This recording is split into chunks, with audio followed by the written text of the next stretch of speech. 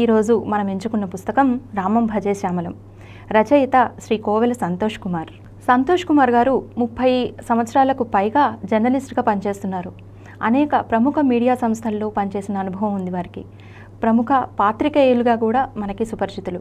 Journalism వారి వృత్తి అయితే రచనా వ్యాసంగం వారి ప్రవృత్తి. రామం భజే శ్యామలం కాక మరో 3 పుస్తకాలు వారి కళ నుంచి జాలువారాయి. ఈ పుస్తక రచనే కాకుండా అనేక ఆర్టికల్స్, వ్యాసాలు వారు రచించగా ప్రచురింపబడ్డాయి. స్వాధ్యాయ కోవిల అనేటటువంటి యూట్యూబ్ ఛానల్ని వారు నిర్వహిస్తున్నారు. అంతేకాకుండా ఒక ముఖ్యమైన విషయం ఏంటంటే స్వాధ్యాయ అనే పరిశోధనా కేంద్రాన్ని కూడా వారు స్థాపించి నిర్వహిస్తున్నారు. ఇంతటి బహుముఖ ప్రజ్ఞాశాలి ఈరోజు మనతో ఉండడం చాలా ఆనందకరమైన విషయం. నమస్తే సంతోష్ గారు. మీ పుస్తకం రామం భజే శ్యామలం ఆసాంతం చదివాను. రామాయణం అంటేనే రమణీయమైంది, చక్కటి మనోజ్ఞమైన రచన ఉంటుందని నేను ఊహించాను. అయితే సరే, రాముడి ఇతివృత్తంతో సాగిన మీ కలం యొక్క వాడి వేడి అందులో బాగా అర్థమైంది నాకు. అయితే కేవలం రామాయణంలో ఉన్నటువంటి విషయాలు మాత్రమే కన్వే చేయాలి అన్నటువంటి రామాయణ ప్రచారం మాత్రమే ప్రయోజనంగా నాకు అనిపించలేదు పుస్తకం చదివితే. రామాయణ ప్రచారం మాత్రమే కాక ఇంకే విషయాలు మీరు పాఠకులకి కన్వే చేయాలని అనుకున్నారు ఈ పుస్తకం ద్వారా? ఈ పుస్తకం యొక్క లక్ష్యం ఏంటి అసలు? ఈ పుస్తకం ప్రారంభించింది 2022లో అయోధ్యలో రామ మందిర నిర్మాణానికి నరేంద్ర మోడీ గారు శంకుస్థాపన చేసిన రోజునాడు మొదటి వ్యాసం రాశాను. దీనికి మొట్టమొదటి కొద్ది రోజుల్లో మందిర నిర్మాణం కూడా పూర్తవుతుంది. ఈ పుస్తకం రాయడానికి ప్రధానమైన కారణం ఏంటంటే, గత కొద్ది సంవత్సరాలుగా ఈ సామాజిక మాధ్యమాల్లో రాముడి గురించి, రామాయణం గురించి, రాముడి వ్యక్తిత్వం గురించి రకరకాల ఊహాపోహలు, దుర్వ్యాఖ్యానాలు, నిందలు భయంకరంగా సాగడం మొదలైంది. మన తెలుగునాట ఒక ప్రసిద్ధమైన మహాకవి, ఒక ఆయన పేరు అవసరం లేదు కానీ, ఆయన రాముణ్ణి తిట్టినవాడు నాకు దేవుడు అని చెప్పేసి అనేదాకా వెళ్ళింది. దీనికి తోడు ఒక కవయిత్రి రాముడి పైన ఒక కవిత రాసింది. అది ఏమిటంటే, సీతా అమ్మవారిని రాముడు త్యజించాడు. ఆమె చాలా ఈ మొగుడి బాధను తట్టుకోలేక, వదిలేసిన బాధను తట్టుకోలేక ఆమె వెళ్ళిపోయి ఒక చర్చిలోకి వెళ్ళి దాక్కుంది, తలదాచుకున్నది. చాలా బాధపడుతూ నన్ను ఎవరు రక్షిస్తారా అని ఒక చర్చిలోకి వెళ్ళి దాక్కుంది. పశ్చాత్తాపడిన రాముడు చర్చి గుమ్మం ముందు నిలబడి సీత ఎప్పుడు బయటకు వస్తుందా అని వెతుకుతున్నాడు, అన్వేషిస్తున్నాడని రాసింది. ఇట్లా రాసింది. ఇందులో అంటే ఇదంతా ఏంటంటే బాగా కలిసివేసిన సన్నివేశాలు ఇవి. వరుసగా చిన్నప్పటి నుంచి మా కుటుంబం రామాయణ సంస్కృతిలో పెరుగుతూ వచ్చింది. మా తాతగారు, అంతకుముందు మా నాన్నగారి తాతగారు, వరుసగా ఒక పరంపరగా సాగుతూ వస్తున్నప్పుడు రామాయణంలో పుట్టి పెరిగిన వాళ్ళకి ఇది వింటుంటేనే చికాకు లేచింది. అక్కడి నుంచి ఆలోచన చేస్తే ఏమిటి రాముడు మొట్టమొదలు, ఇది ప్రశ్న. నిజంగా రాముడిని ఎందుకు పూజించాలి? ఇంతకాలం అయింది, ఇన్నేళ్ళైంది, ఇన్ని వేల సంవత్సరాలైంది. భార్యను వదిలేశాడన్నాడు. తండ్రి ఓ మాట చెప్పగానే పిరికివాడిగా రాజ్యాన్ని వదిలేసి పారిపోయాడు అడవుల్లోకి అని చెప్పేసి చెప్పారు. ఎవరో ఒక మహిళ వచ్చి నేను ప్రేమించాను అంటే కనీసం కనికరం లేకుండా ముక్కు చెవులు కోసి పంపించాడని అన్నారు. రావణుడు చాలా గొప్పవాడు, సీతను ఎత్తుకుపోవడం తప్ప వేరే పని, అది కూడా ప్రతీకారం కోసం చేశాడు తప్ప వేరే ఏం చేయలేదు, చాలా మహానుభావుడు అని చెప్పేసి అన్నారు. ఆ వదిలేశాక సీతను అగ్నిగుండంలో దూకమన్నాడు, పరిత్యాగం చేయమన్నాడు, దళితుణ్ణి చంపేశాడు అని అన్నారు. ఇదంతా నిజమేనా అన్న దగ్గర అన్వేషణ, అక్కడ మొదలైన అన్వేషణ ఈ పుస్తక రచనకి నాంది పలికింది. ఇక్కడ దీని గురించి చర్చిస్తున్నప్పుడు అనేక అంశాలు మా నాన్నగారితో చర్చించడం జరిగింది. ఈ చర్చలో రామాయణాన్ని, రాముడిని పూర్తిగా ఈ హిందూ సమాజము నుంచి భారతీయ హిందూ అని కూడా అనట్లేదు, హిందూ అనే శబ్దం కూడా మనది కాదు, అది ముస్లింలు తీసుకొచ్చి పెట్టింది.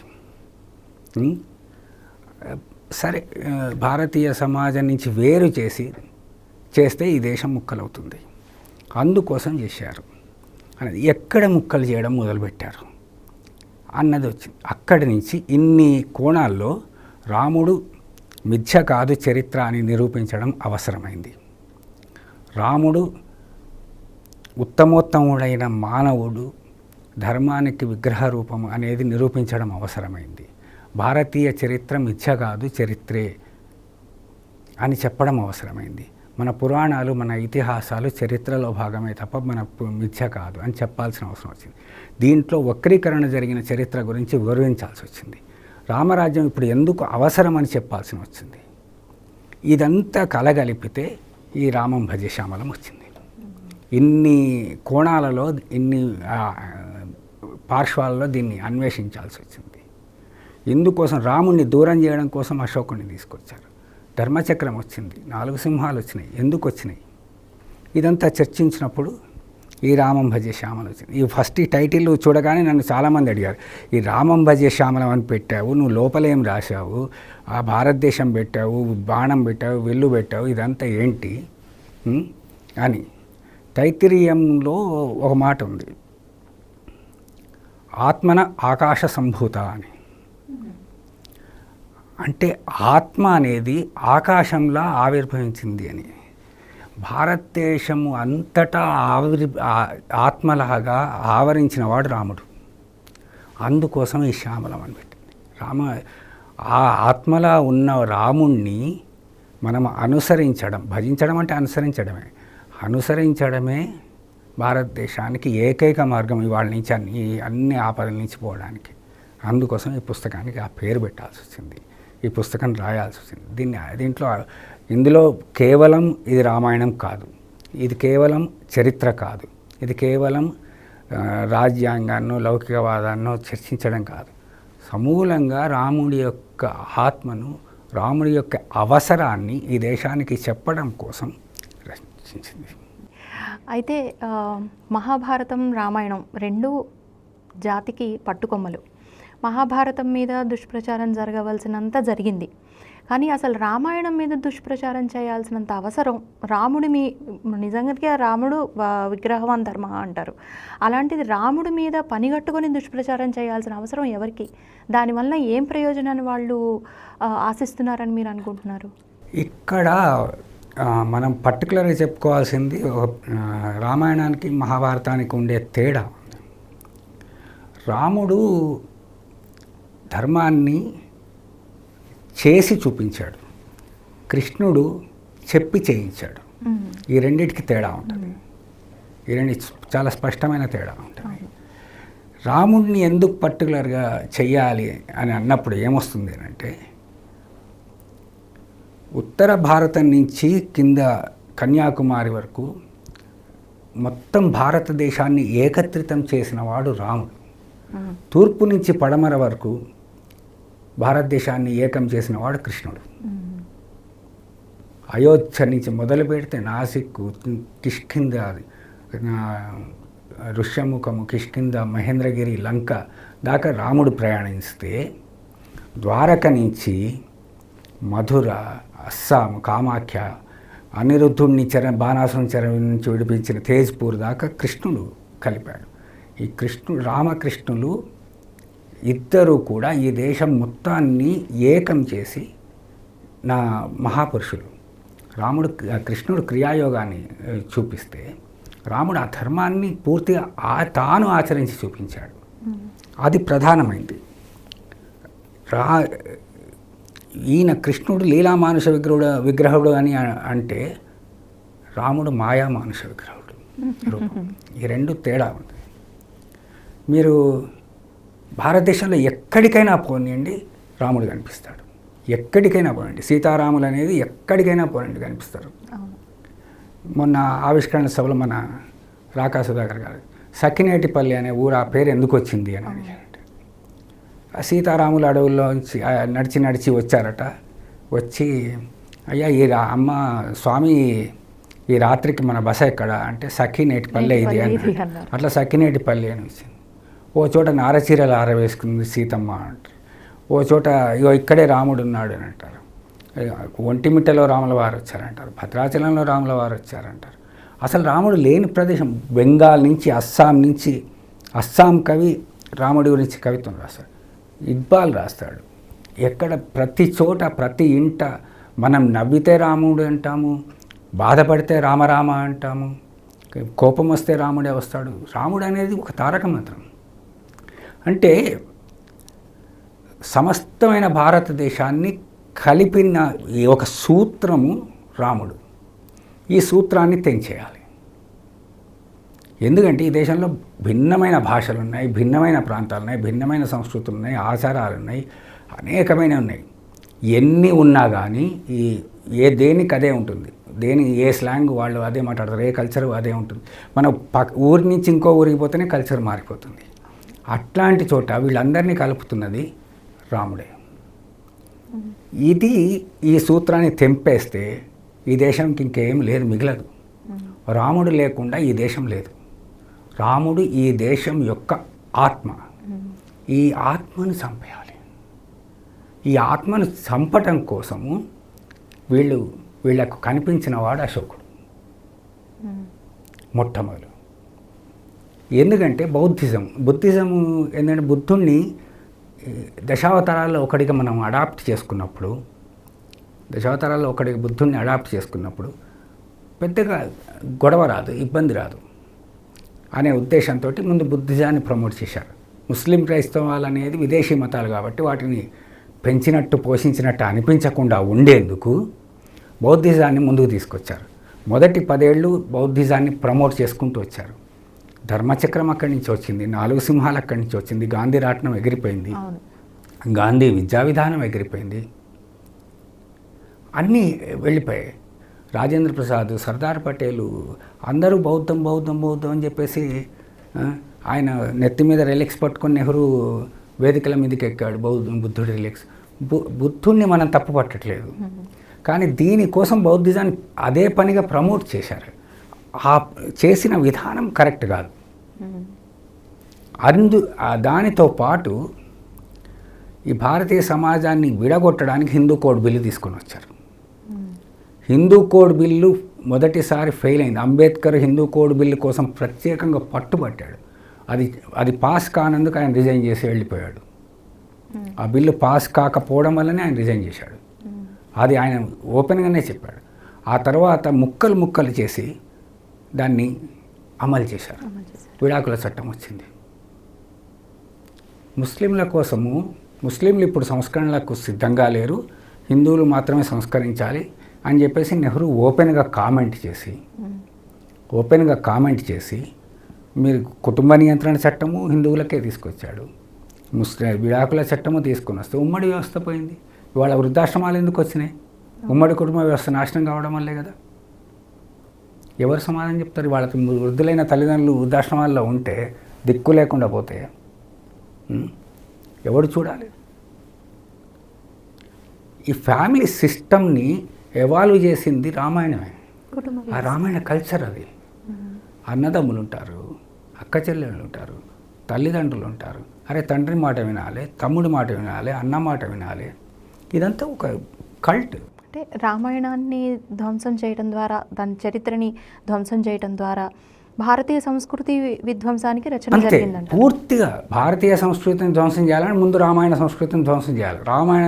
రామాయణం మిథ్య, రాముడు దొంగ, రాముడు దుర్మార్గుడు అని నిరూపించగలిగితే చాలు.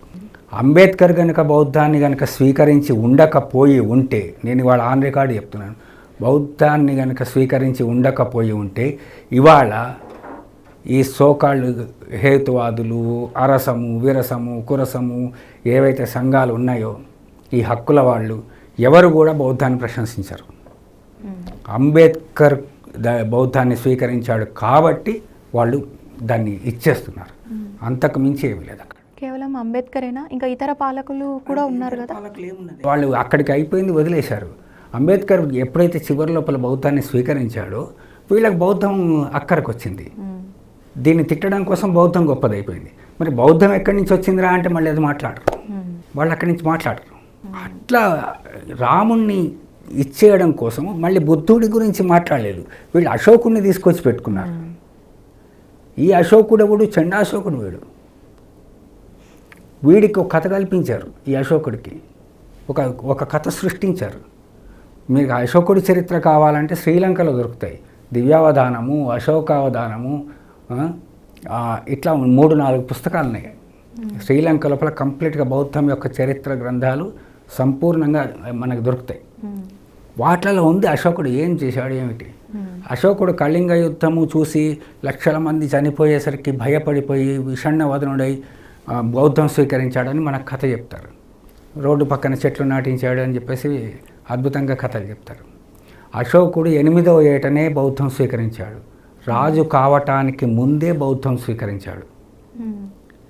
అజీవకులు అనే ఒక తెగ ఉంటే కళింగ యుద్ధం తర్వాత బౌద్ధాన్ని స్వీకరించారని చరిత్ర పుస్తకాల్లో ఉంటుంది కదా. అదే మరి ఆ చరిత్ర తప్పే, మరి అదే కదా సమస్య ఇక్కడ. ఆర్యుల సిద్ధాంతము, అశోకుడి చరిత్ర ఇదంతా పెద్ద బోగసు. ఇది అశోకుడు 8వ ఏట బౌద్ధం స్వీకరించింది ఎందుకు అంటే ఆయన తండ్రి అజీవకులను దగ్గరికి చేర్చాడు. వాళ్ళని 8,000 మందిని చంపేశాడు అశోకుడు. చంపి తను రాజ్యానికి వచ్చి అత్యంత క్రూరంగా రాజ్యానికి వచ్చి తన బంధువులను, కుటుంబ సభ్యుల్ని అందరినీ హతమార్చి ఒక తమ్ముడిని ఒక్కడిని ఉంచాడు, బతికించాడు. వాడిని తీసుకుపోయి కాశ్మీర్లో పడేశాడు. ఆ తర్వాత కళింగ యుద్ధం తర్వాత కళింగ యుద్ధం నుంచి 1,50,000 మందిని బందీలుగా చేసి పాట్నాకు తీసుకెళ్ళాడు. ఇవాళ పాట్లీపుత్రం పాట్నాకు తీసుకెళ్ళాడు. జ్ఞానోదయం కలిగిందని ఎట్లా చెప్తారు? అంతే కదా. 1,00,000 మందిని శ్మశానం లాగా మారిన యుద్ధభూమిని చూసి నేను బౌద్ధం మారానని చెప్పేసి మాట్లాడిన వాడు, చెప్తున్న వాళ్ళు 1,50,000 మందిని బందీలుగా తీసుకుపోయిండని చెప్పేసి వీళ్ళే చరిత్రకాలు రాస్తున్నారుగా.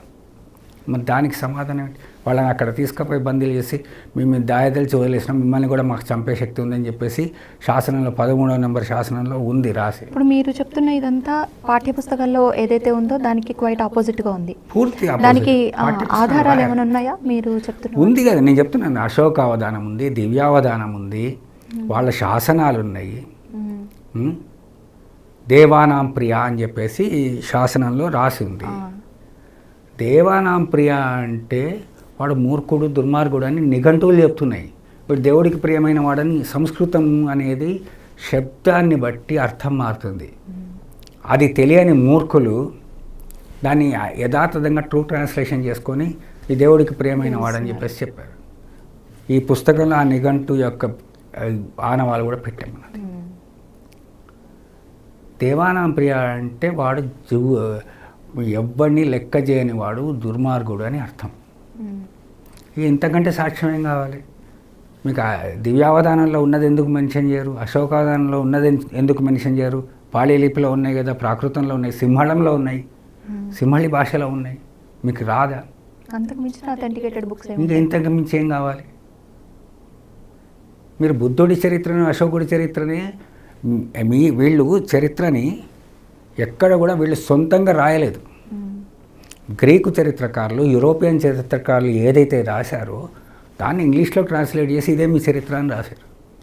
భారతదేశం స్వతంత్రం వచ్చిన తర్వాత ఫస్ట్ చరిత్ర నిర్మాణాన్ని ఆర్సి మజుందార్కి అప్పచెప్తే ఆయన చరిత్ర రాస్తుంటే ఆయన దగ్గరికి పోయి కూర్చొని, అయ్యా మీరు ఒక పార్టీకి, ఒక కుటుంబానికి అనుకూలంగా స్వాతంత్ర దేశ చరిత్రని రాయాలి అని ఆయన ఇచ్చేశారు. నేను రాయలేనంటే ఆయన తీసి పక్కకు వ్యాపించి వేరే వాళ్ళని పెట్టారు. ఇది అందరికీ తెలిసిందే. ఆయన పాపం వాల్యూమ్స్ భారతీయ విద్యాభవన్లో తప్ప ఇప్పుడు ఎక్కడ దొరికే పరిస్థితి లేదు. ఆ చరిత్ర అంతా పోయింది, ఎవడు పట్టించుకోడు. మీరు పాఠ్యపుస్తకాల్లో చెప్పిందే రాస్తాం. ఔరంగజేబు చాలా గొప్పవాడు అంటాం, సూఫీ సిద్ధాంతకర్త, చాలా హిందువులను ముస్లింలను కలిసి ఇచ్చేశాడని చెప్పేసి పొగుడతారు. అల్లాహు అక్బర్ అంటే అక్బరే, ఈ అక్బరే ఆ అక్బర్ అనే పరిస్థితికి వచ్చేసింది. అదే అట్లా వచ్చింది. ఆర్యులు వచ్చిన తర్వాతనే వేదాలు రాశారని చెప్పేసి రోమిలా థాపర్ రాసింది. ఆర్యులు భారతదేశానికి వచ్చిన తర్వాత వేదాలు రాయడం మొదలుపెట్టారు. ఇక్కడ వీళ్ళకి ఏమీ లేదు, గతి లేక ఉన్నారు, వీళ్ళు తిండికి తిప్పలు లేక ఉన్నారు. క్రీస్తుపూర్వం 1500 లోపల వీళ్ళు ఆర్యులు వచ్చారు. సుమారుగా 1400 చిల్లర 1400 లోపల వచ్చి వీళ్ళు ఒక 1000 ఏళ్ళు కష్టపడి ఇక్కడ మొత్తం నగరాలు నిర్మించి, పట్టణాలు నిర్మించి, వేదాలు రాశారు, భారతం రాశారు, రామాయణం రాశారు. భారతం తర్వాత రామాయణం జరిగింది. ఈ రామాయణం కూడా వింధ్య పర్వతాలకు కింద ఉన్న వాళ్ళకి, వింధ్య పర్వతాలకు పైన ఉన్న వాళ్ళకి ఆకలి కోసం, తిండి తిప్పల కోసం జరిగిన యుద్ధం అని చెప్పేసి రోమిలా థాపర్ రాసింది. వీళ్ళకి ఏమంటే బైబిల్ ఏం చెప్తుందంటే, బైబిల్లో 4000 సంవత్సరాలకు ముందు ప్రళయం వచ్చింది. క్రీస్తుపూర్వం 4000 సంవత్సరాలు, క్రీస్తు పుట్టడానికి ముందు 4000 సంవత్సరాలకు అప్పుడు ప్రళయం వచ్చింది. అప్పటి నుంచి సృష్టి ప్రారంభమైందని బైబిల్ చెప్తుంది. మన చరిత్రకారులంతా అంతకుముందు చరిత్ర లేదనే దశకు వచ్చేసి అక్కడి నుంచే లెక్కలేయడం మొదలుపెట్టారు. ఇప్పుడు ఈ తప్పుని ఒప్పు చేసే ప్రయత్నం అది ఎలా కొనసాగించబడింది ఇన్ని సంవత్సరాల పాటు? ఎవరి వాళ్ళు రాస్తున్నారు. తప్పును ఒప్పు చేయడానికి చేసిన ఏ ప్రయత్నాన్ని కూడా ప్రభుత్వాలు ఆమోదించలేదు. ప్రభుత్వాలు ప్రోత్సహించలేదు. అదే తప్పును అలాగే కొనసాగుతూ వస్తున్నాయి. ఏం గాంధీ విద్యా విధానాన్ని ఆమోదించలేదు. ఇన్ని మరి భాషా సంఘాలు ఉన్నాయి, ఇన్ని పురాతత్వ శాస్త్రానికి సంబంధించిన సంఘాలు ఉన్నాయి, జేఎన్యు లాంటివి ఉన్నాయి, ముస్లిం అలీగఢ్ ముస్లిం యూనివర్సిటీ ఉన్నాయి. వాటి నుంచి వచ్చిన వాళ్ళే మేధావులు అనే దశకు వచ్చారు. మిగతా వాళ్ళు ఎవరు మేధావులు కారు. ఇర్ఫాన్ హబీబ్ ఉంటాడు, మహమ్మద్ హబీబ్ ఉంటాడు. మహమ్మద్ హబీబ్ కొడుకు ఇర్ఫాన్ హబీబ్. మహమ్మద్ హబీబ్ నెహ్రూ మిత్రుడు. ఈ డిస్కవరీ ఆఫ్ ఇండియా ఆయనే రాశాడు ఈయన తరఫున అని చెప్పేసి ఆయనే చెప్తాడు. ఇదంతా వాళ్ళు రాసిన చరిత్రనే మనం చదువుకుంటున్నాం. గ్రీక్ చరిత్రకారులు సాండ్రగుప్టస్ అని రాస్తే గుప్త చంద్రగుప్తుడిని మౌర్య చంద్రగుప్తుడు అని అనుకొని పిచ్చి భ్రమ చెంది వీళ్ళు మన చరిత్రను 1200 సంవత్సరాల ముందు తీసుకొచ్చి పడేశారు. 1200 సంవత్సరాల చరిత్ర మన ఇప్పుడు భారతదేశ చరిత్రలో లేకుండా పోయింది. ఎవరు సరి చేయాలి? మౌర్య చంద్రగుప్తుడు వేరు, గుప్త చంద్రగుప్తుడు వేరు అనే జ్ఞానం కూడా లేని పరిస్థితిలో ఉంటే అప్పుడు ఏమైపోయింది? బుద్ధుడు, అశోకుడు చాలా ముందుకు వచ్చేసారు. కొంత చరిత్ర మెర్జ్ అయిపోయింది. దగ్గర ఉన్న చోట దివ్యావధానంలో చాలా క్లియర్గా ప్రసేనజిత్తు అనేవాడు రాజ్యం చేస్తున్నప్పుడు బుద్ధుడికి పట్టాభిషేకం జరిగిందనేది అక్కడ రాస్తే ప్రసేనజిత్ ఎప్పుడున్నాడు? మౌర్యుల కాలంలో ఉన్నాడనే జ్ఞానం ఉండాలిగా. మరి వీళ్ళ చరిత్ర. అయితే సనాతన ధర్మాన్ని అవలంబించే ఇంతమంది జనబాహుల్యం ఉన్నప్పుడు రామాయణం మీద ఇంత దుష్ప్రచారం జరుగుతుంటే అసలైన వాల్మీకి కృతం ఇది అని ఎలుగెత్తి చాటేవాళ్ళు ఎవరు లేకపోయారు. వాల్మీకి కృతం ఉంది. ఇప్పుడు ఏమైపోయిందంటే వాల్మీకి కృతం నుంచి రాముణ్ణి ఓన్ చేసుకోవడం అంటే భారతదేశం ఒక్కటే కాదు, కింద బాలి వరకు కూడా, Indonesia, Bali, Australia, New Zealand, Cambodia అన్ని చోట్ల రామాయణం విస్తరించింది. ఈవెన్ చైనాలో కూడా రామాయణం విస్తరించింది. రాముణ్ణి సీతని ఒక క్యారెక్టర్లుగా కాకుండా మన కుటుంబంలో మనుషులుగా ఓన్ చేసుకుంటున్నప్పుడు కాలం జరుగుతున్న కొద్దీ, కాలక్రమం అవుతున్న కొద్దీ మన కుటుంబంలో జరిగిన సన్నివేశాలతోటి రాముణ్ణి సీతని పాత్రలు పెట్టి ఒక కథ రాస్తాం. అది అలా అనేక రకాల కథలు రామాయణంలోకి అలా వచ్చిపడ్డాయి అంతే. అది కూడా వీళ్ళు చేసింది అనే నమ్మే దశకు వచ్చాం. అన్నీ ఇప్పుడు శబరి ఎంగిలిపళ్ళు ఇచ్చిందని చెప్పేసి త్యాగరాజస్వామి వారు పాట రాశారు. శబరి ఎంగిలిచ్చునా చంద్రధరుడు మెచ్చునా అని ఆయన అద్భుతమైన పాట రాశారు. వాల్మీకి రాయలేదు ఆ మాట. శబరి ఎంగిలి పనులు ఏమి ఇవ్వలేదు. ఆయన వచ్చాడు, ఆమెను చూశాడు, అమ్మ తపస్సు చేస్తున్నాడు, నీరు కోసం ఎదురు చూస్తున్నా అన్నది. ఆమె అక్కడ మోక్షం ఇచ్చాడు, వెళ్ళిపోయాడు, అక్కడికి అయిపోయింది అంతే. లక్ష్మణ రేఖ అనే పదం మనకు తర్వాతే వచ్చింది. అసలు సీతా స్వయంవరం ఘట్టమే లేదు రామాయణంలో.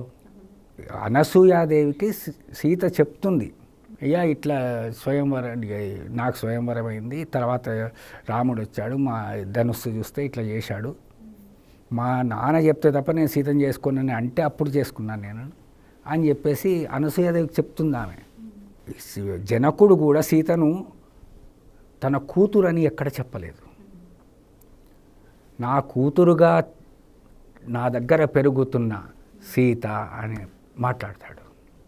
ఆయన భూమిలో దొరికింది ఆమె. విశ్వనాథ వారు ఏపున మంటి నుండి ఉదయించిన జానకి, ఏపున మంటి నుండి ఉదయించిన జానకి మింటి నుండి ఆవాపము కొన్న రాఘవుడు అన్నాడు. జావా పృథువులు ఏకమయ్యారని, ఆకాశము భూమి ఈ రెండు ఏకమైన సన్నివేశం రామాయణం. ఇది అందుకు ఇట్లాంటి రామాయణం. అందుకోసం చాలా రకాల కథలు వచ్చేసరికి అవన్నీ ఏంటంటే సమాజంలో సమకాలీన ఇప్పుడు భాగవతంలో ఉంటే పోతన అనేకమైన తెలంగాణ ఆటలన్నీ కనిపిస్తాయి. దాంట్లో తెలంగాణలో కనిపించే పూలన్నీ కనిపిస్తాయి. కృష్ణుడి లీలల్లో, కృష్ణుడి లీలలో వచ్చింది అని అంటే ఏమని చెప్తాము? ఇప్పుడు ఆమె నేపాల్లో పుట్టిన ఆమె సీత, ఉత్తర భారతానికి చెందిన ఆయన రాముడు. తెలుగులో మాట్లాడారా అంటే మనం ఏం చెప్పగలం? అంటే సీతారాములు అనేది విడదీయరాని ఒక లంకే అయ్యింది భారతదేశంలో ప్రతి ఇంటికి. కాబట్టి అనేక రకాలు వచ్చాయి. దాంట్లో ఫలానా వాల్మీకి కృతమా కాదా అనే దశ దాటిపోయింది. వాల్మీకి కృతమా కాదా అనే దశ దాటిపోయి మిగతా మనకి ఎక్కడ వస్తున్నదల్లా చిక్కు అని అంటే ఈ శంభూకుడి వద ఇది అంతా రాముడు చేశాడు అని చెప్పడం దగ్గర వస్తున్నది చిక్కు. సీతాపరిత్యాగము, శంభూకుడి వద, మిగతాన్ని ఇది వాల్మీకి కృతంగా ఆపాదించి రాముడి క్యారెక్టర్ని నెగిటివ్ చేశారు. మొదటి 6 కాండల్లో లేని వ్యక్తిత్వము 7వ కాండలో ఎందుకు వచ్చింది? ఇదొకటి. ఉత్తరాఖండ గురించి ఎన్నో ప్రశ్నలు ఉన్నాయి. అసలు ఉత్తరాఖండ జరిగిందా? కొంతమంది ఉన్నది 7వ కాండ అని, కొంతమంది అసలు ఉత్తరాఖండ ఉన్నది కానీ ఇప్పుడు చెప్పుకుంటున్నటువంటి సీతాపరిత్యాగం ఇలాంటి విషయాలు అగ్నిప్రవేశంతో సరి కానీ ఆ తర్వాత సీతాపరిత్యాగం లేదు అని. సో ఇలాంటి కాన్ఫ్లిక్ట్స్ చాలా వస్తున్నాయి. దీని మీద ఏమంటారు? ఉత్తర రామాయణం అనేది కొంతమంది ఇవాళకి మన ప్రవచనకారులు ఉన్నది వాల్మీకి కృతమనే చెప్తారు. వాళ్ళు మేధావులు, పండితులు, వాళ్ళని మనము కాంట్రాడిక్ట్ చేయలేము. మనం చాలా చిన్నపిల్లలం, అందులో మనకి. కాకపోతే ఉత్తర రామాయణం మీద వస్తున్న సందేహాలు ఏంటి? ఉత్తర రామాయణము భవభూతి ఉత్తర రామచరిత్రను రాసేదాకా కూడా ఉత్తర రామాయణం గురించిన ప్రస్తావన భారతదేశంలో ఉన్నట్టు తెలియదు. ఉత్తర రామచరిత్రం అని ఆయన ఒక నాటకం రాశారు. ఆ నాటకమే మొట్టమొదటి ఆలంబన. తులసీదాస్ రామచరితమానస్ కూడా 6 కాండలతోనే ముగుస్తుంది. 7వ కాండ ఉత్తర రామాయణం తులసీదాస్ కూడా రాయలేదు. అది మొదటి పాయింట్. రెండో సందేహం అంటే ఉత్తర రామాయణం ఉందా లేదా అనడానికి రెండో సందేహం ఏంటంటే యుద్ధకాండ చివరిలో దశవర్ష సహస్రాణి అని చెప్పేసి ఆయన ముగిస్తాడు. అంటే 11,000 సంవత్సరాలు రాముడు ఈ భూమిని పాలించి తన స్వస్థానానికి వెళ్ళిపోయాడు అని ఫలశ్రుతి కూడా ఇస్తారు. మనకి ప్రాచీన పద్ధతిలో ఒక ఇతిహాసంలో, ఒక చరిత్రలో, ఒక రచనలో ఫలశ్రుతి అయిపోయిందంటే దానితో అయిపోతుంది అనేది ఒక పద్ధతి ప్రకారం వస్తున్నది. ఫలశ్రుతి అయిపోయినాక మళ్ళీ ఉత్తర రామచరిత్ర ఎందుకు రాశాడు అనేది ఇంకొక సందేహం. మూడోది, వాల్మీకి ఆశ్రమానికి సీతా పరిత్యాగం జరిగింది, సీతాదేవి వెళ్ళింది, సీతను వదిలిపెట్టి రమ్మన్నాడు అనేది ఈయన చెప్పిన మాట.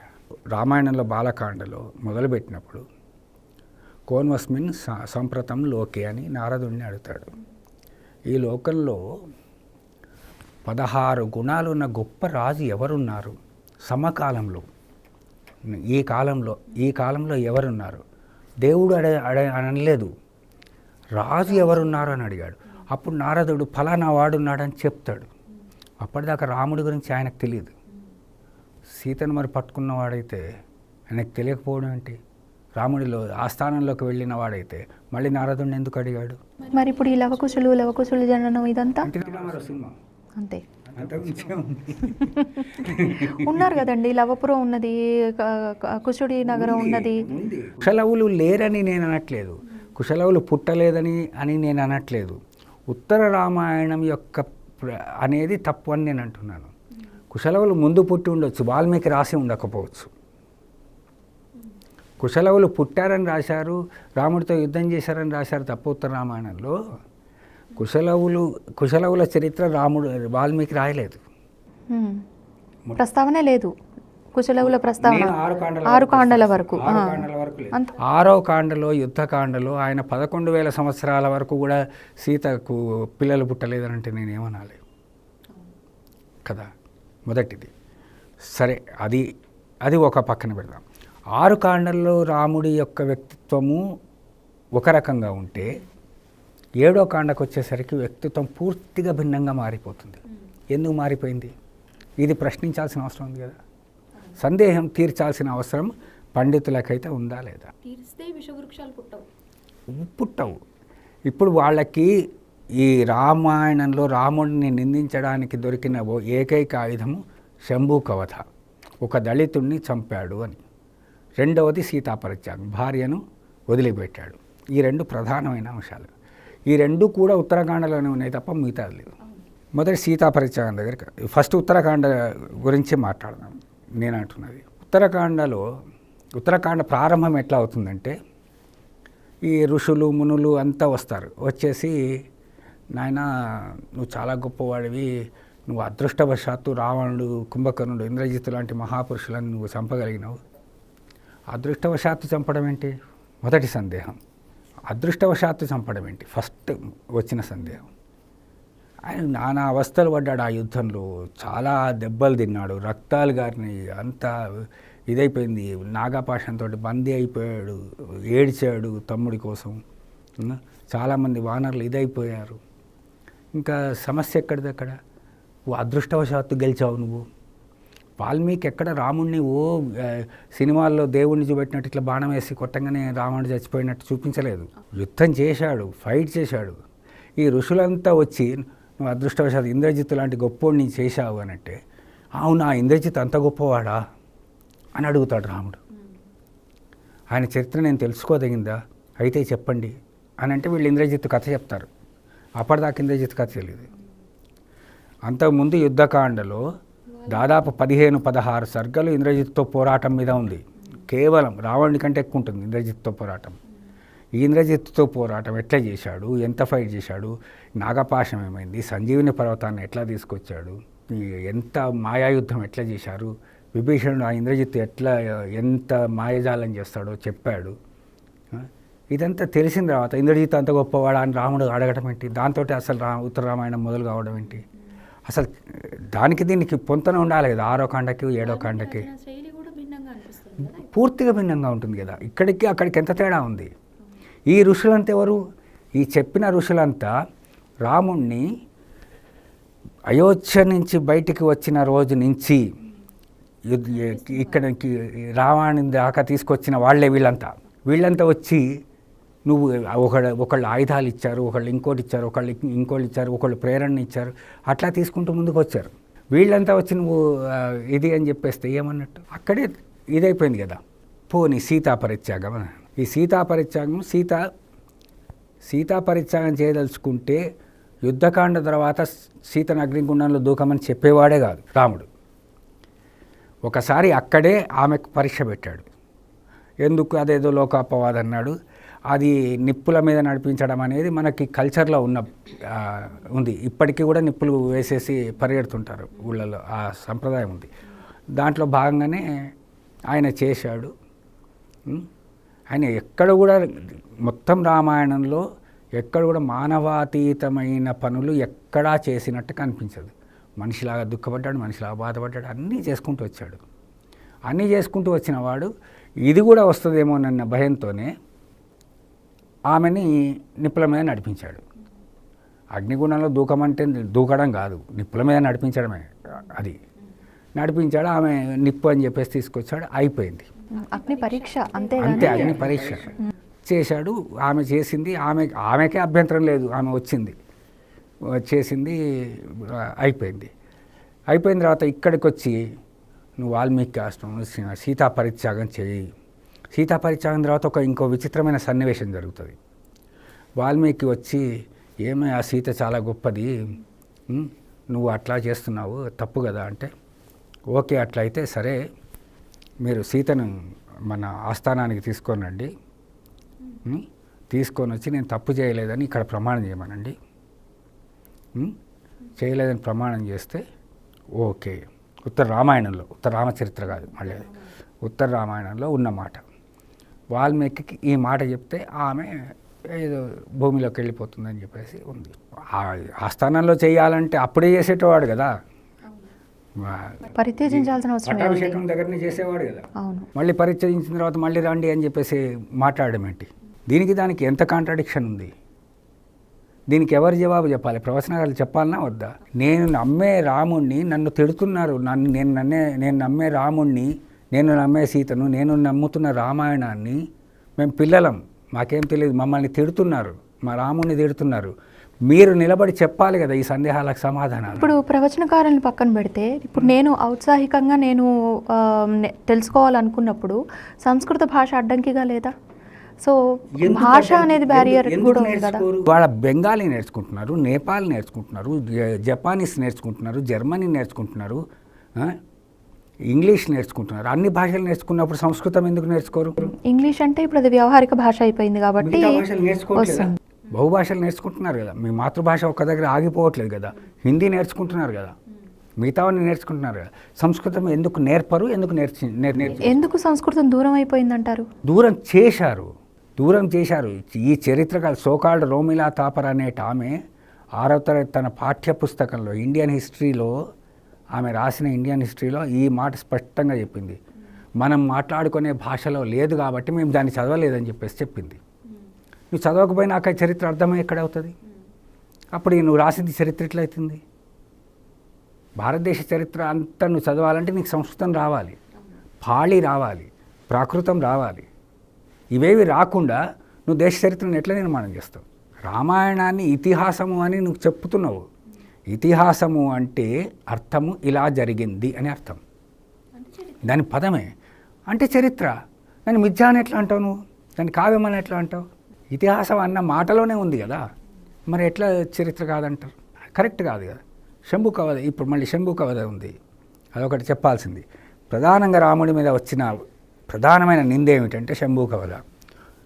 ఒక రాముడు మనువాద బ్రాహ్మణీయ భావజాలంతో మునిగిపోయిన రాముడు అనేవాడు వచ్చి దళితుడైన శంభుకుణ్ణి వచ్చి, నువ్వు శూద్రుడివి, నువ్వు తపస్సు చేసుకుంటున్నావు, నువ్వు తప్పు చేస్తున్నావు, నువ్వెవరివి అనగానే నేను శూద్రుణ్ణి, నేను బొందితో నేను స్వర్గానికి పోదలుచుకుంటుంటే నేను అందుకోసం తపస్సు చేస్తున్నా అని ఆయన మాట పూర్తి కాకముందే తల నరికేశాట.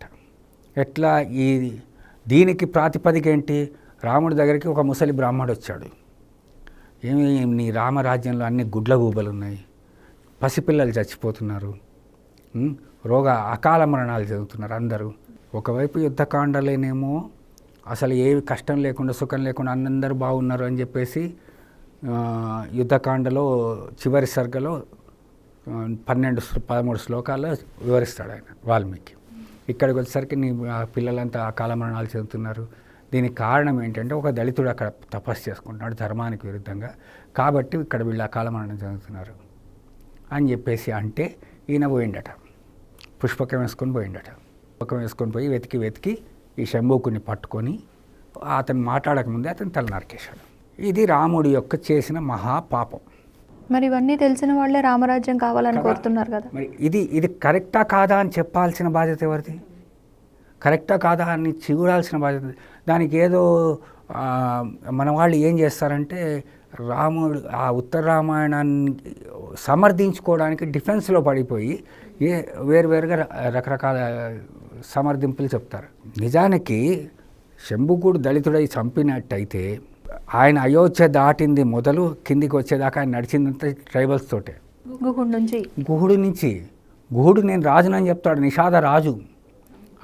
ఇవాళతోటి నా అయోధ్య ఇక్కడ ఇదైపోయింది, అయోధ్య సరిహద్దులు దాటుతున్నాము, ఇక్కడ నుంచి మన వెంట ఎవరు ఉండరు అని చెప్పేసి లక్ష్మణుడితో అనుకుంటూ వస్తాడు. ఫస్ట్ గుహుడు దగ్గర ఉంటాడు. గుహుడికి ఒక పెద్ద సైన్యం ఉంటుంది, అంత బలగం ఉంటుంది, అక్కడ ఉంటుంది. ఆ తర్వాత ఇది పంచవటి లోపల ఋషులు మునులు ఉంటారు. అక్కడి నుంచి చిత్రకూట నుంచి వానర్లు ఒక ట్రైబల్ జాతి. ఇట్లా మీకు పైనుంచి కింది దాకా ఏ రాజు రాముడు వెంట రాలేదు, ఏ రాజసైన్యము రాముడు వెంట రాలేదు. ఎన్నో రాజ్యాలు ఉండి ఉంటాయి కదా, కానీ ఎక్కడ కూడా రాలేదు.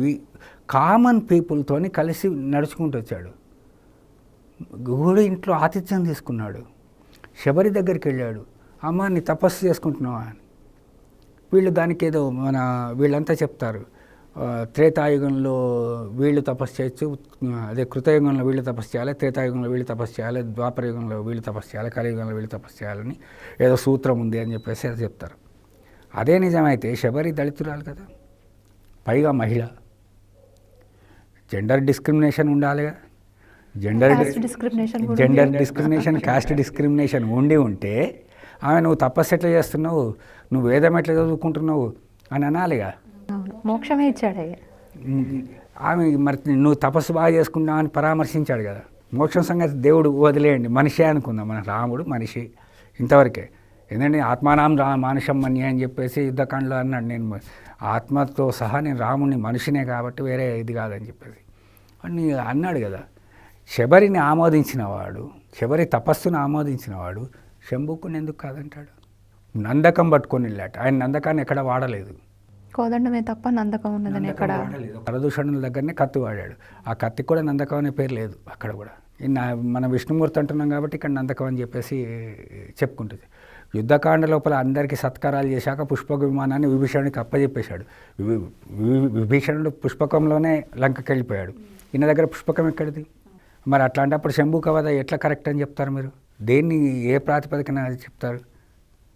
చేసి ఆయన వ్యక్తిత్వాన్ని హననం చేయడం దుర్మార్గం కదా. అయితే రామాయణాన్ని కాపాడుకోవాలంటే వచ్చే దుష్ప్రచారాన్ని అడ్డుకోవటమే కాకుండా అందులో ఉన్నటువంటి ఇంకా మంచి విషయాలను కూడా మనం చెప్పుకోవాల్సిన అవసరం ఉంది. చదవండి.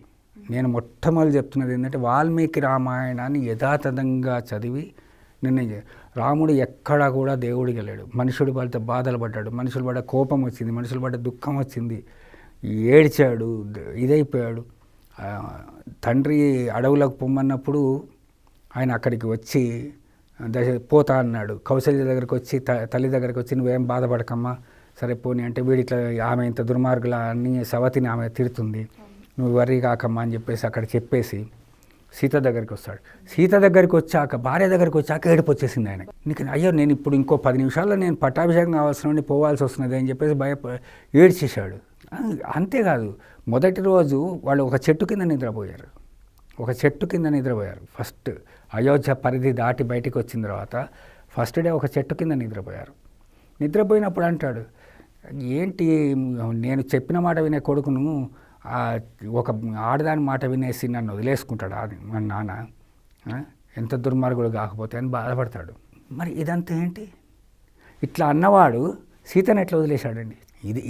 ఈ రకమైన వ్యక్తిత్వం ఉన్నవాడు సీతను ఎట్లా వదిలేస్తాడు? ఆమెను చూడండి. అంటే ఒక్కొక్క క్యారెక్టర్ని రామాయణంలో ఎందుకు మనం ఓకే, ఆమె అంటుంది నేను నీతో పాటు వస్తున్నాయి అంటే నువ్వు రాకమ్మా, వద్దు, ఇక్కడే ఉండు, జాగ్రత్తగా ఉండు, ఎవరిని ఏమనకు, భరతుడి ముందు నన్ను పొగడకు, వాడికి ఈగో ఉంటుంది అని చెప్తాడు.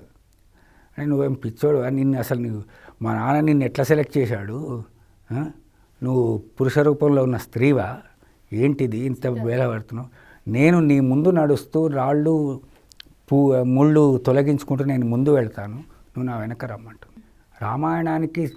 రామాయణానికి శబ్దం సీత అనేది విశ్వనాథ సత్యనారాయణ గారు సంస్కృత శబ్దంతో నిరూపించారు. సీతనేమి బండ మించి ఇట్లా ఎత్తుకొని వెళ్ళలేదు, సీతను పట్టుకొనే లాక్కొని పోయాడు రావణుడు. ముట్టుకోకపోవడం ఇదంతా ఏమీ లేదు. ఎందుకు? నిజాన్ని నిజంగా చెప్పండి, దాంట్లో క్లియర్గా చెప్పాలి. ఆమె కరదూషణతో ఫైట్ చేస్తుంటే నువ్వు పోకు, నాకు ఇప్పుడు మనం అడవిలో ఉన్నాము, మనకు రాజ్యం లేదు, సైన్యం లేదు, ఎవడు లేకుండా మనం యుద్ధం చేస్తే ఏమైనా అయితే నాకెవడు దిక్కు, నీకేమైనా అయితే నాకెవడు దిక్కు అని చెప్పేసి సీత బాధపడుతుంది. ఆమెను ఒక గుహలో ఉంచి లక్ష్మణుని కాపలా కాసి ఈయన పోయి కరదూషణను చంపేసి వస్తాడు. ఆ చంపి రాగానే ఆమె పరిగెత్తుకుంటూ వచ్చి 2 సార్లు కౌగిలించుకుంటున్నట్టు. అంటే భర్త విజయాన్ని ఆస్వాదించడం అనేది ఎంత గొప్ప సన్నివేశం. ఇప్పుడు అన్ని రామాయణాల్లో కూడా ఇలాగా రామాయణ పాత్రల యొక్క భావావేశాలు లేకపోతే ఉండే మానవీయ బంధాలు ఇలాంటివి చాలామంది రాసి తరించారు. కానీ మీ పుస్తకంలో నేను ప్రత్యేకంగా చూసింది ఏంటి అంటే కొన్ని విషయాలు, అయోధ్య మరియు లంకా నగర నిర్మాణ కౌశలాలు, అలాగే ఇంకొకటి ఏంటంటే అడ్మినిస్ట్రేటివ్గా రామరాజ్యంలో అసలు ఏమేమి ఉన్నాయి, అసలు దాని అయోధ్యను ఎందుకు అన్నారు, ఇలాంటి విషయాలు రామం భజే శ్యామలంలో ఉన్నాయి. వాటి గురించి మీరే. రాముడు ఎందుకు భారతదేశానికి అవసరం అంటే రామరాజ్యం మైకు పట్టుకున్న ప్రతి ఓడు రామరాజ్యం కావాలి అని మాట్లాడతారు. ఎందుకు రామరాజ్యం కావాలి? ఏమిటి రాముడు అంటే కేవలం కట్టే కొట్టే తెచ్చే అని ఒక సింపుల్ సూత్రం తీసి తన భార్యను ఎత్తుకుపోయాడు, పోతే ఈయన వైపు తీసుకొచ్చాడు అనేది కాదు కదా. అయోధ్యకు ఒక రాజు, అతను ఎట్లా ఉన్నాడు, ఏమిటి, దశరథుడు ఎట్లా ఉన్నాడు, రాముడు ఎట్లా ఉన్నాడు, ఆ రామరాజ్యం అంటే ఏమిటి. అయోధ్య అంటే యుద్ధం చేయటానికి వీలు లేని నగరము అని అర్థం. రెక్టాంగిల్ షేప్లో ఉంటుంది అయోధ్య. చతురస్ర, దాంట్లో చదరంగంలో పావుల్లాగా ఇండ్లు ఉంటాయి. అందులో మధ్యలో రాజు ఉంటాడు, మంత్రి భవనాలు, భార్యల భవనాలు, రాముడి భవనము, సీతాభవనము ఇట్లా ఉంటాయి. దానికి ముందు 2 పెద్ద కందకాలు ఉంటాయి నగరానికి చుట్టూ.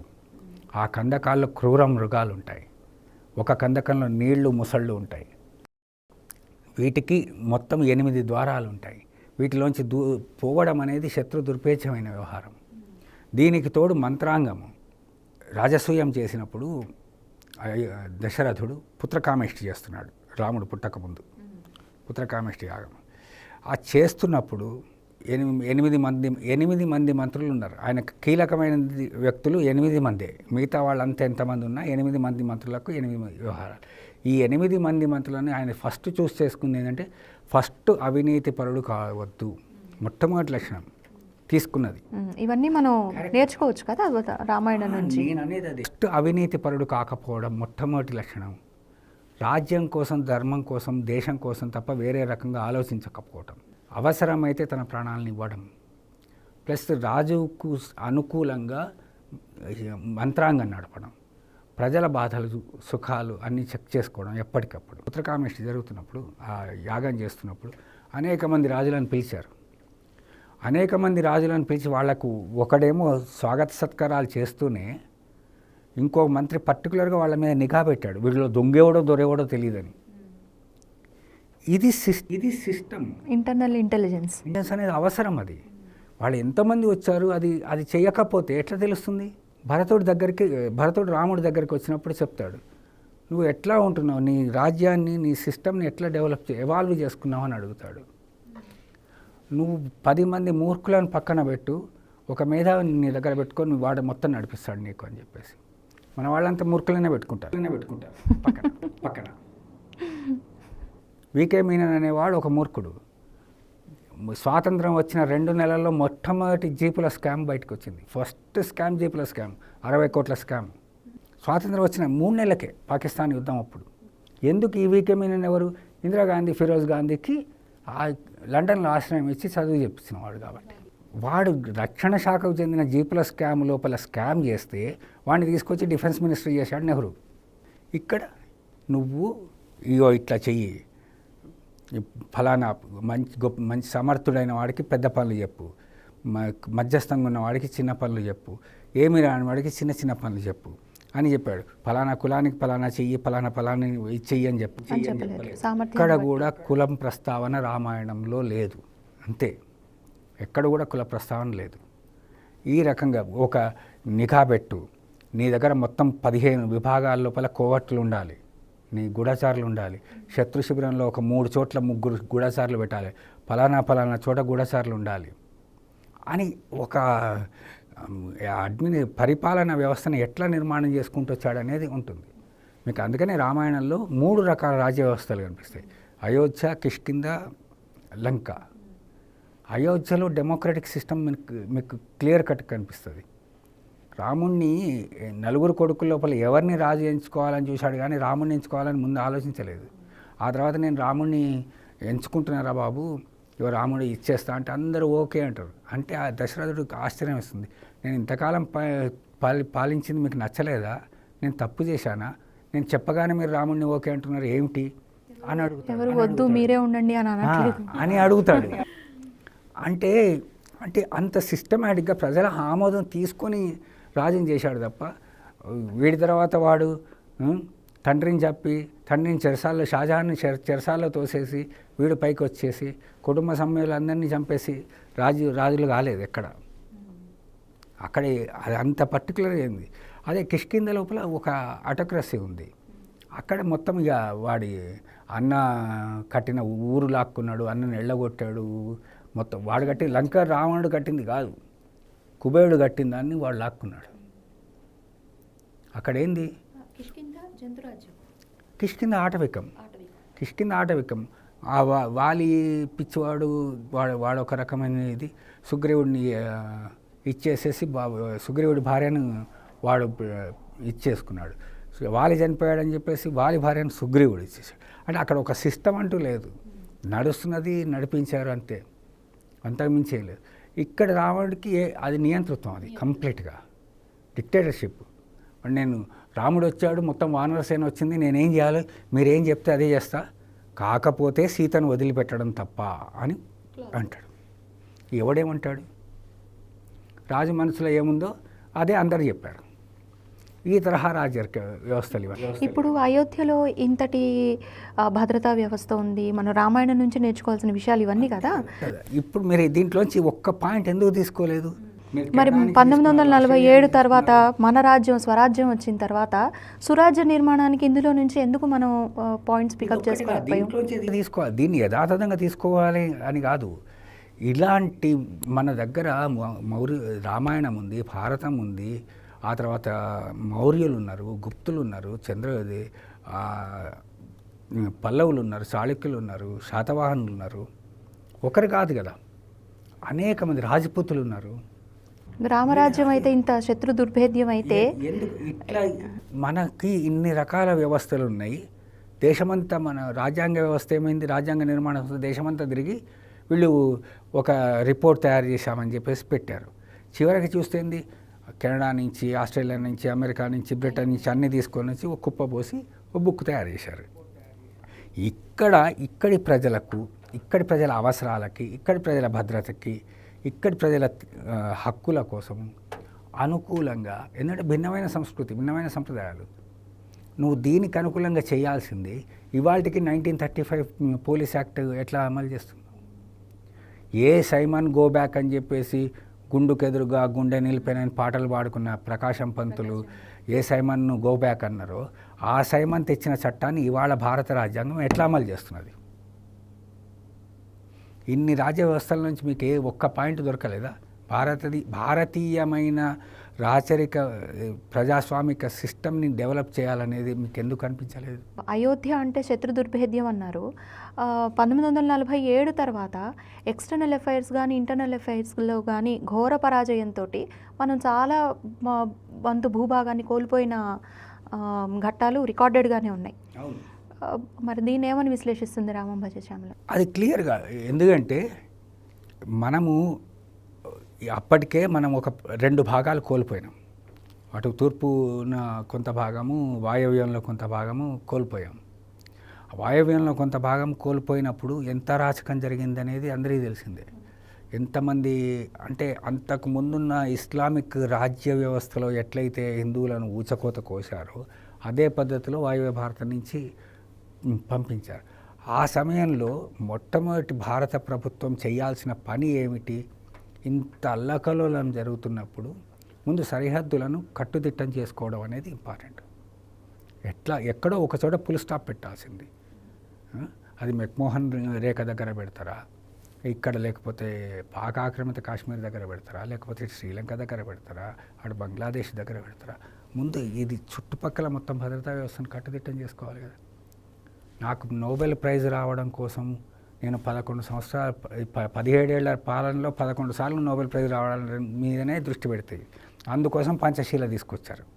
పంచశీల తీసుకొచ్చడంతో ఇవాళకి అరుణాచల్ ప్రదేశ్లో ఇవాళకి గాల్వన్లో మనకు గొడవలు అవుతున్నాయి.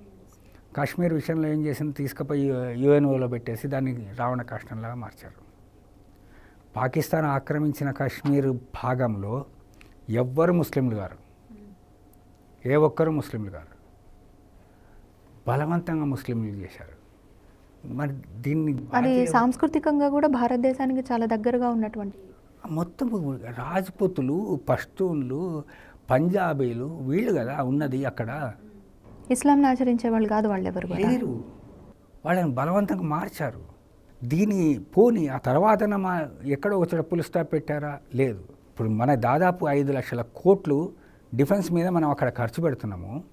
ఆ ఎక్కడో ఒక చోట సరిహద్దు రేఖ గీసుకొని వాడికిస్తావా మనకిస్తావా అని చేసి క్లోజ్ చేసేస్తే అక్కడికి అయిపోతుంది కదా. 5 లక్షల కోట్లు నువ్వు దేశం మీద ఖర్చు పెడితే ఎంత డెవలప్మెంట్ అవుతుంది? అది ఇంగితం ఉండాలిగా. ఇంకొక ఆసక్తికరమైనది సుగ్రీవుని అట్లాస్. ఇది అసలు దీని మీద ఇంత రీసెర్చ్ మీరు ఎలా చేశారు? ఇక వేరే వాళ్ళు ఎవరు ఎందుకు చేయలేకపోయారు? ఇది చాలా తేట తెల్లంగా అరటిపండు వచ్చి చేతిలో పెట్టినట్టుగా ఉంది నాకైతే పుస్తకం చదివినప్పుడు. రాముడు కూడా ఆశ్చర్యపోయాడు. సుగ్రీవాజ్ఞ అని మన అడ్మినిస్ట్రేషన్ గురించే మాట్లాడుకుంటాం, కానీ అతనికి ఇంత భౌగోళిక శాస్త్ర పరిజ్ఞానం ఉన్నదన్న విషయం నాకు పుస్తకం చదివిన తర్వాత తెలిసింది. రాముడి వానరసేనను 4 దిక్కులు పంపించినప్పుడు ఒక్కొక్కళ్ళని పిలిచి నువ్వు ఉత్తరం వైపు వెళ్ళు, దక్షిణం వైపు వెళ్ళు అని చెప్పుకుంటూ, ఉత్తరం వైపు అక్కడ మంచి ముందు వింధ్య పర్వతాలని బేస్ తీసుకున్నాడు. ఇక్కడి నుంచి పైకి వెళ్ళు, ఫలానా చోట ఫలానా వాళ్ళు ఉంటారు. ఆ తర్వాత కాశ్మీరం వస్తుంది, కాశ్మీరం తర్వాత మంచు కొండలు వస్తాయి, మంచు కొండల తర్వాత చివరికి ఏమీ ఉండని ప్రదేశం వస్తుంది, అది దాటి మీరు పోకండి. అట్లాగే పడమర వైపు, ఇటు తూర్పు వైపు, దక్షిణం వైపు అనేక ప్రాంతాలని, అనేక జాతులను. ఇవన్నీ మీరు వాల్మీకి రామాయణం నుంచే తీసుకున్నారా? వాల్మీకి రామాయణంలోనే చెప్పినాయి. వాల్మీకి రామాయణం ఇప్పటికీ అవన్నీ మ్యాచ్ అవుతున్నాయి కదా. ఇవాళకి ఆ రకమైన జాతులు, ఆ రకమైన, ఇప్పుడు దక్షిణంలో ఒక దీవికి పోతే అక్కడ విషపు నాగులు ఉంటాయి అని చెప్పేసి చెప్తారు. హిందూ మహాసముద్రంలో మనకు విషపు నాగులు ఉన్న ప్రాంతాలు అనేకం ఉన్నాయి ఇవాళకి, ఈరోజు కూడా. ఇట్లాంటి ప్రదేశాలు ఆయన వర్ణించిన రకరకాల ముఖ రూపాలు ఉన్న మనుషులు, జాతులు, అవి ఇవాళకి మనకు కనిపిస్తాయి. అనేక రకాల ప్రాంతాల్లో ఆ స్వరూప స్వభావాలు మనకి అర్థమయ్యేటట్టు ఉంటాయి. ఎన్ని జాతుల గురించి చెప్పాడు, ఎన్ని మొక్కలు చెప్తాడు, చెట్లు గురించి చెప్తాడు, కొండల గురించి చెప్తాడు, పర్వతాలను గురించి చెప్తాడు, మనుషుల జీవన విధానం గురించి చెప్తాడు. ఇగో ఇట్లాంటి వాళ్ళు ఉంటారు, వీళ్ళు ఇట్లా చేస్తారని చెప్తాడు. వాళ్ళు వేషాలు తింటారు, వాళ్ళు నరమాంసం తింటారంటారు, లేకపోతే ఇంకేదో తింటారు, వాళ్ళని జాగ్రత్త అటు పోకండి అని చెప్తాడు. ఇన్ని రకాలుగా చెప్తారు. రాముడి ఆశ, నువ్వు ఇవన్నీ ఎప్పుడు తిరిగావయ్యా, నీకేం తెలుసు అంటే, మా అన్న వాల్మీకి నుంచి తప్పించుకోవడానికి పోతూ నేను ఇవన్నీ తిరిగి వచ్చానని చెప్తాడు. చాలా అద్భుతమైన భౌగోళిక జ్ఞానం అది. ఆయన తిరిగి వచ్చాడు, ఇవన్నీ పారిపోయి చివరికి ఋష్యముఖం దగ్గర సెటిల్ అయిపోయాడు. ఇన్ని చోట్ల తిరిగి అనేక ప్రాంతాలని చెప్పి, పోనీ ఇన్ని ప్రాంతాలు, ఇది ఇంతకంటే రామాయణం చరిత్రానికి ఇంతకు మించిన వేరే ఉదాహరణ లేనే లేదు. ఎంత అద్భుతమైన పరిజ్ఞానం అంటే యావత్ ప్రపంచము మనకు కనిపిస్తుంది, ఇంక్లూడింగ్ దక్షిణ అమెరికా, ఆఫ్రికా, ఉత్తరాఫ్రికా, ఆస్ట్రేలియా, న్యూజిలాండ్ ప్రాంతాలు, జపాన్ అవతలి ప్రాంతాలు, అమెరికాలోని ప్రాంతాలు, అంటార్కిటికా, ఆర్కిటికా, భూమధ్యరేఖ, ఎక్కడైతే జీరో లైన్ ఉందో అక్కడ, అదంతా చెప్పుకుంటూ వస్తాడు. చాలా అద్భుతమైన ఇది విజ్ఞానం అది. దానికి అది వాల్మీకి రామాయణాన్ని కంపేర్ చేసుకుంటూ మనం ఒక్కొక్క ప్రాంతం, ఒక్కొక్క జాతి ఎక్కడుందో వెతుక్కుంటూ దాన్ని చాలా సెర్చ్ చేయాల్సి వచ్చింది. మ్యాక్సిమం దొరికినంత మేరకు దొరికినవి మాత్రమే ఇచ్చాయి, ఇంకా చాలా ఉన్నాయి చెప్పనివి దీంట్లో. మంచి రీసెర్చ్ టాపిక్ అవుతుంది రాబోయే కాలానికి ఇది. ఈ పుస్తకం కాగా ఇంకా రాబోయే ప్రాజెక్ట్స్ ఇంకేమైనా ఉన్నాయా మీ నుంచి ఎక్స్పెక్ట్ చేయాల్సింది? విభజన విషవృక్షం అని ఒకటి రాస్తున్నాం. ఇది రామాయణం తర్వాత విభజన విషవృక్షం అనేది ఇప్పుడు ఆల్రెడీ ఒక 36 వ్యాసాలు అయినాయి. ఏమిటంటే ఈ దేశంలో 47 ఈ లాస్ట్ ఇయర్ 22-23 సంవత్సరాన్ని విభజన చైతన్య సంవత్సరంగా మోడీ అనౌన్స్ చేశారు. అప్పుడు ఆ దృష్టిలో దేన్ని ఎందుకు రాయకూడదనే దాంతో వచ్చినప్పుడు మనం 1947లో మాత్రమే విభజన జరిగింది, అంతకుముందు మనకు తెలియదు అనే భావనలో ఉన్నాం. కానీ విభజనకు మూలాలు ఎక్కడా అనేది మూలాలను అన్వేషిస్తూ క్రీస్తు శకం 623లో మొట్టమొదటిసారి భారతదేశంపై నౌకా దాడులు జరిగినప్పుడు చాళుక్యరాజు పులకేశి వాళ్ళని ఎదిరించిన నాటి నుంచి, అప్పటి నుంచి 1947 కాదు, అప్పటి నుంచి కాదు, రాజా దాహిర్ సేన్ని చంపినప్పటి నుంచి మహమ్మద్, ఆ తర్వాత 100 ఏళ్ళు ఆపిన తర్వాత మళ్ళీ 100 ఏళ్ల తర్వాత సింధు మీద దాడి చేసినప్పుడు రాజా దాహిర్ సేన్ తల నరికి ఆ ఖలీఫాకు ఆ తలను బహుమానంగా ఇచ్చినప్పటి దగ్గర నుంచి ఇస్లామిక్ రాజ్యం ఎట్లా వస్తూ వచ్చింది, అరేబియాను ఎలా ఇస్లామిక్గా మార్చారు, పర్షియాను ఎలా ఇస్లామిక్గా మార్చారు అంతకుముందు అక్కడ ఏవే సంస్కృతులు ఉన్నాయి, అట్లాగే భారతదేశంలో హిందూయిజాన్ని మార్చడానికి, నాశనం చేయడానికి చేస్తూ ప్రయత్నాన్ని చేసి ఒక ముస్లిం అనే ఒక జాతిని క్రియేట్ చేసిన తీరు ఏంటి, అది విభజనకి ఎట్లా దారి చేసింది అనే కోణంలో విభజన విశ్వోత్సవం అనేది ఒకటి రాయిపోతున్నది. అది నడుస్తున్నది, ఎప్పటికి పూర్తవుతుందో తెలియదు, చాలా విస్తారంగా వస్తున్నది అది. మంచి ప్రయత్నం చేస్తున్నారు. ఇలా ఆసేతు హిమాచలాన్ని ఏకత్రితం చేసిన రాముడిని కేవలం రామాయణ కథానాయకుడిగానే కాకుండా, కావ్యనాయకుడిగానే కాకుండా ఒక చారిత్రక పురుషుడిగా మనం సోదాహరణంగా సప్రమాణికంగా నిరూపించే ప్రయత్నం రామం భజే శ్యామలంలో చేశారు. అట్లాగే కేవలం చరిత్రను చదువుకొని వదిలేసే విధంగా ఇతిహాసాన్ని చూడకుండా దాని నుంచి మనం ఏమేమి నేర్చుకోవచ్చు, ఏ ఏ విషయాలను మనం దైనందిన జీవితంలోనూ పరిపాలనా విభాగాల్లోనూ మనం వాటిని ఉపయోగించుకోవచ్చు అన్న విషయాన్ని కూడా రామం భజే శ్యామలం చక్కగా చెప్పింది.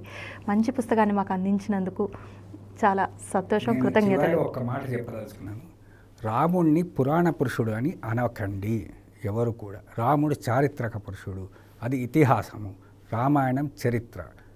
భారతీయులైన వాళ్ళందరూ అది గుర్తించి తీరాల్సిన విషయం. ఇంకో మాట ఏంటంటే, వాల్మీకి రామాయణాన్ని చదవకుండా రాముడి గురించి ఎవ్వరూ మాట్లాడకండి. రామాయణాన్ని చదవండి, అర్థం చేసుకోండి. అవసరమైతే పుల్లల శ్రీరామచంద్రుడు గారి తేట తెనుగు అనువాదం ఉంది, చక్కగా దాన్ని చదవండి, యథాతథంగా మీకు లభిస్తుంది, చదవండి దాన్ని. అప్పుడు మీరు రాముడి గురించి ఒక అంచనాకు వచ్చి అప్పుడు మాట్లాడండి. రాముడి మీద వ్యతిరేక శక్తులను అడ్డుకోవడానికి, వాళ్ళను తునుమాడడానికి ఇది ఒక ప్రామాణిక గ్రంథమని నేను భావిస్తున్నాను. ధన్యవాదాలు. మీ అమూల్యమైన సమయాన్ని మాతో కేటాయించినందుకు, సంవిత్ సంవాద్లో పాల్గొన్నందుకు మా కృతజ్ఞతలు. Thank you.